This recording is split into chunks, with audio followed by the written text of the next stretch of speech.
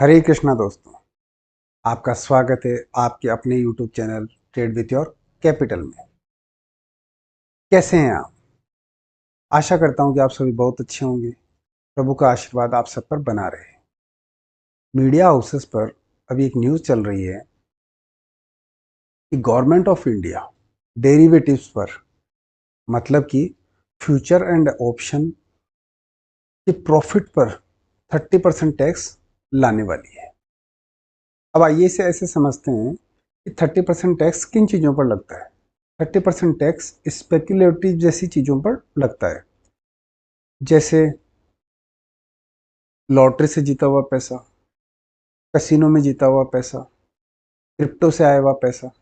उन पर government 30% tax लेती है, क्योंकि गवर्नमेंट उसे जुए से आई हुई इनकम समझती है। तो अब गवर्नमेंट एफ को भी जुए की कैटेगरी में ला रही है। ऐसा क्यों हो रहा है? ऐसा इसलिए हो रहा है क्योंकि सेबी की रिपोर्ट के अनुसार 10 में से 9 लोग लॉस में ही रहते हैं, या 10% लोग प्रॉफिटेबल हैं, बाकी 90% ट्रेडर्स लॉस में है। तो गवर्नमेंट ऑफ इंडिया इसे प्योर जुआ मान रही है कि आम रिटेलर एफ में बर्बाद हो रहा है। तो गवर्नमेंट ऑफ इंडिया इस पर 30% टैक्स इसलिए लाने की सोच रही है कि आम रिटेलर इससे 30% टैक्स से डरेगा और वह एफ से दूरी बना लेगा, जिससे कि वह एफ में कम काम करेगा। तो गवर्नमेंट ऑफ इंडिया इसे प्योर जुआ मान रही है। गवर्नमेंट ऑफ इंडिया ये सोच रही है कि यदि हम 30% टैक्स लगा देंगे तो आम रिटेलर को 30% टैक्स के डर की वजह से वह आम रिटेलर उससे दूरी बना लेगा और एफ एंड ओ में काम कम कर देगा, जिससे कि वह बर्बाद होने से कुछ हद तक बचेगा। लेकिन जो व्यक्ति ऑलरेडी लॉस में है, या मान लीजिए जैसे कि option buyer, maximum option buyer loss में होते हैं, तो जो ऑप्शन बायर ऑलरेडी लॉस में है उसके थोड़ी ना 30% टैक्स लगेगा। 30% टैक्स तो आपके जब लगेगा जब आप प्रॉफिट में आ जाओगे। जब गवर्नमेंट ऑफ इंडिया और सेबी की रिपोर्ट के अनुसार ये माना जा रहा है कि 90% लोग लॉस में रहते हैं, तो आप 30% टैक्स किस पर लगाएंगे? जो प्रॉफिट में होगा उसी पर तो लगाएंगे। और जो व्यक्ति प्रॉफिट में है, तो इसका मतलब कि उसका एनालिसिस अच्छा है, वो रिस्क रिवॉर्ड रेशियो को मेंटेन करता है, वो स्टॉप लॉस को मेंटेन करता है, वो अच्छे से ट्रेड लेता है। आप उस पर 30% टैक्स लगा रहे हैं। जो लॉस में है उनको जो आपको सबक सिखाना था, तो वो 30% टैक्स से क्यों डरेंगे? कि उनके तो 30% लग ही नहीं रहा। वो कब प्रॉफिट में आएंगे, कब उनके 30% टैक्स लगेगा, ये किसको पता। अब सोचने वाली बात यह है कि इसमें क्या क्या नुकसान होगा। इससे सबसे पहला नुकसान, जो रूल बेस्ड ट्रेडिंग कर रहे हैं, जो प्रॉपर स्टॉप लॉस लगाते हैं, प्रॉपर एंट्री आने पर ही एंट्री लेते हैं, रिस्क रिवॉर्ड रेशो मेंटेन करते हैं, फ्यूचर में रूल बेस्ड ट्रेडिंग करके बाय करते हैं, ऑप्शन सेलिंग करते हैं, नॉन डायरेक्शनल ऑप्शन सेलिंग करके 5 से 10% कमाने की सोचते हैं, और जो कि अपना जीवन यापन आसानी से कर रहे हैं, उन लोगों पर 30% एक्स्ट्रा टैक्स का भार आ जाएगा।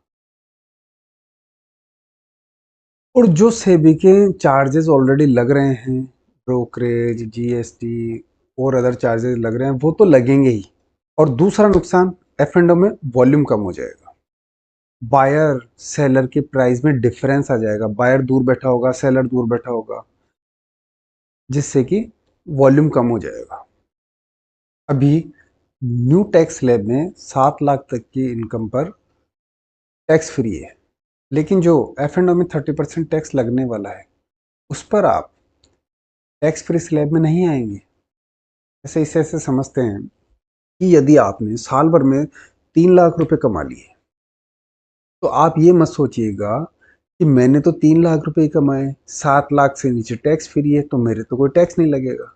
नहीं, वो 7 लाख रुपए टैक्स फ्री वो वाली इनकम है जो आपके बिजनेस से आ रही है। F&A को तो स्पेकुलेटिव मान लिया गया है बिल्कुल ही। तो इस पर जो भी इनकम होगी उस पर तो 30% टैक्स लगेगा ही लगेगा। यदि आपने 3 लाख रुपए सालाना कमाए तो आपके 90,000 रुपये टैक्स देना है आपको। आपने 1 लाख रुपए सालाना कमाए तो आपको 30,000 रुपये देने हैं उसमें से। यदि आपने 10,000 रुपये कमाए हैं तो आपको 3,000 रुपये टैक्स देना है उसमें से। यदि आपने 1,000 रुपये कमाए हैं तो आपको 300 रुपये टैक्स देना ही देना है उसमें से। जैसे अभी क्रिप्टो पर 30% टैक्स देना होता है, उसी प्रकार से इंडियन मार्केट के F&O पर भी 30% टैक्स देना पड़ेगा। इसे घुमा फिरा कर हम ऐसे भी बोल सकते हैं कि आपको 40% टैक्स लग जाएगा, करीबन लगभग 40% टैक्स लग जाएगा, क्योंकि 30% टैक्स तो गवर्नमेंट लेगी और जो आपके 10% टैक्स पहले से ही लग रहे थे, जो ब्रोकरेज चार्ज थे, सेबी के चार्जेस थे, स्टाम्प ड्यूटी थी, जीएसटी है, जो ये लग रहे थे पहले से ही 10% के लगभग ये हैं, तो कुल मिलाकर 40% के करीब आपके टैक्स हो जाएंगे। इसको ऐसे ही मान सकते हैं मोटी मोटी भाषा में 35 से 40% तक आपके ओवरऑल टैक्स लगेंगे। तो भाई साहब, जब पहले तो इतनी रिस्क लेके कमाओगे, फिर उसमें से लगभग आधा हिस्सा गवर्नमेंट को ही दे दोगे, तो ऐसा काम ही क्यों करना। जो लोग ऑप्शन ट्रेडिंग में बर्बाद हो रहे हैं उन्हें बर्बाद होने से बचाना अच्छी बात है, लेकिन जिन्होंने ऑप्शन को अच्छे से सीखा, अच्छे से रिस्क रिवॉर्ड मेंटेन कर रहे हैं, हेजिंग करके ऑप्शन कर रहे हैं और अपनी जीवन यापिका कमा रहे हैं, उनको सजा देना गलत बात है। आपकी क्या राय है? गवर्नमेंट ऑफ इंडिया को क्या करना चाहिए और कौन कौन से नए तरीके भी हो सकते हैं ऑप्शन बायर को बर्बाद होने से बचाने के?